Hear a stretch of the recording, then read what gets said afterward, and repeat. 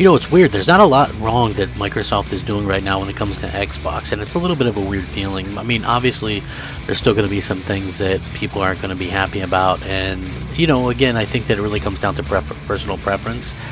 But I do think, like, in general, both Microsoft and Sony are kind of nailing it, and I think that's really kind of a testament to the type of companies they are, first of all, and also we have to kind of look at the fact that not only are these companies, you know, one of the, you know, top companies in the world, both of them, but they're both obviously very in tune with their consumers. And the reason why they're in tune with the consumers is because you literally have to be in tune with consumers in order to kind of make this, you know, thing work.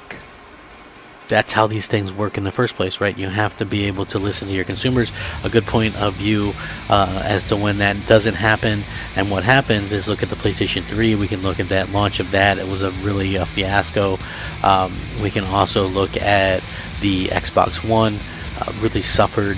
We've learned that possibly an 8-1 at one point we're getting outsold by the PS4, basically due to Microsoft's own fault. So we know that if you don't listen, bad things happen. When you do listen to your fans, good things happen. And so we're starting to see, you know, obviously Sony's been having good things happening, and Microsoft is certainly getting there.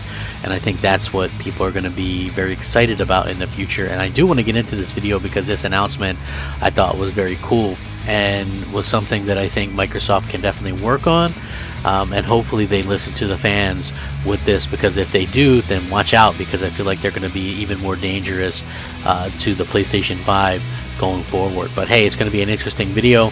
It's going to be one you don't want to miss, trust me.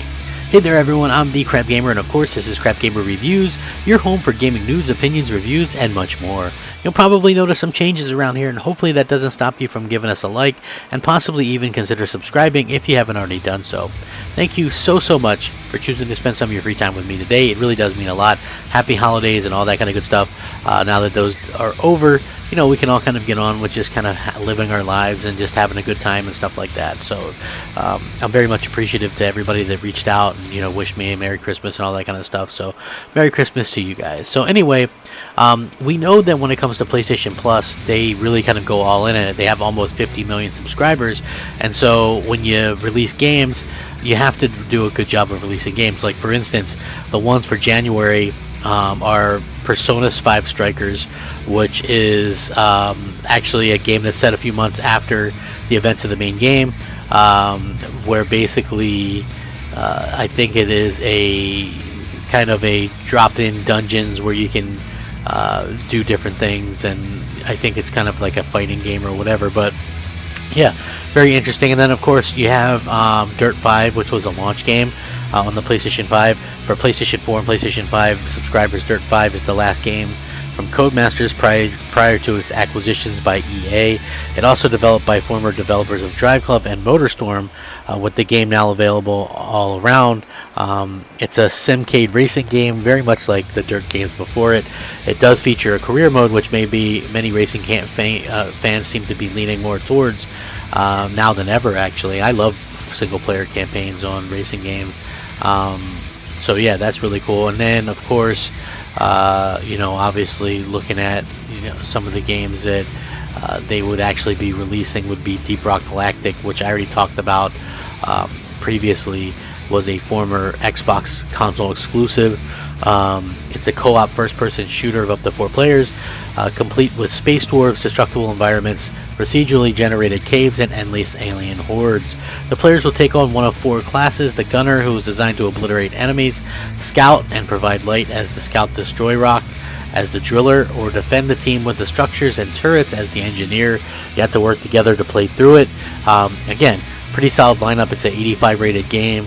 All those would be pretty good lineup of games. And then we look at what Microsoft dropped officially as their games with gold, which I think they should probably just stop the charade, or charade, however you want to say it, because they said it's time to announce January games with gold lineup on Xbox One and Xbox Series X. Destroy robots to a sick beat in Neurovoider, help humanity get back to the stars and the ground.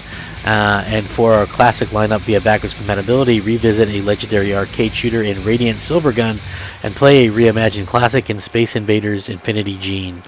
Again, to me, like Neuro Voider is a game that retails for $13.99.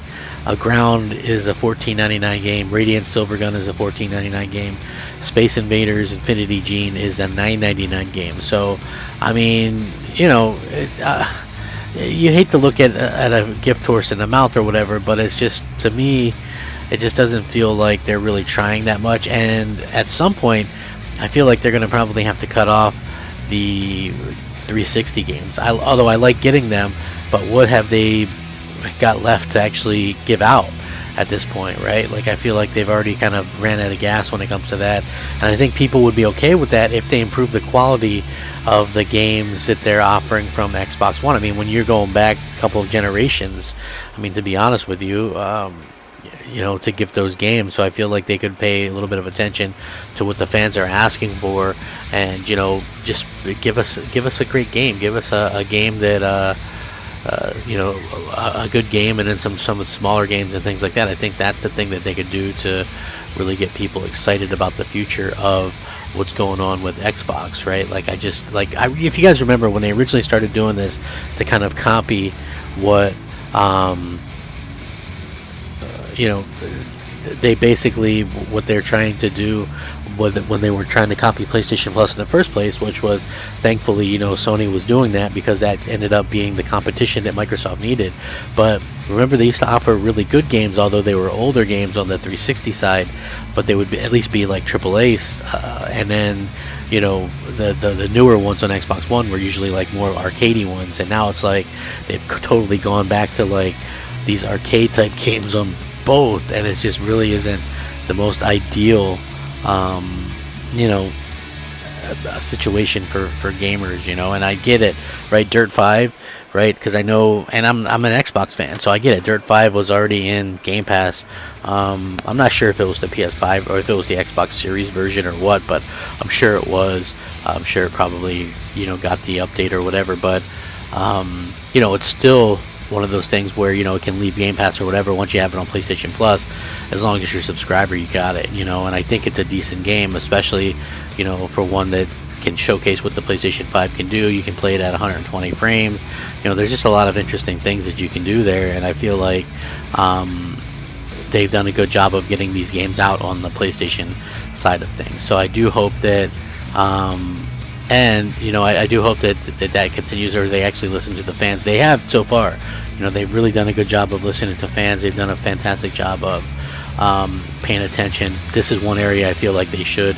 If they're gonna, the best thing to do is kind of rip it off like a band-aid. They're kind of stuck in this weird spot, right, where they're afraid to do anything because of possible backlash. But sometimes as a business, you have to do things. Either you want people to go all in on Game Pass, or you don't.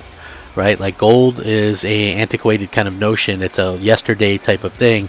You know, you're already doing free to play for free.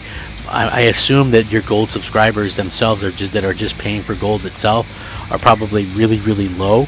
So in my opinion, the best thing to do is just kind of eliminate that. Anybody that has gold, give them a discounted version of, you know, give them a gold price forever or whatever. You know what I mean? Like, figure out something. But what's doing right now with games with gold just isn't working, in my opinion, and that's not their focus, and it shouldn't be their focus. But listen to the fans this time.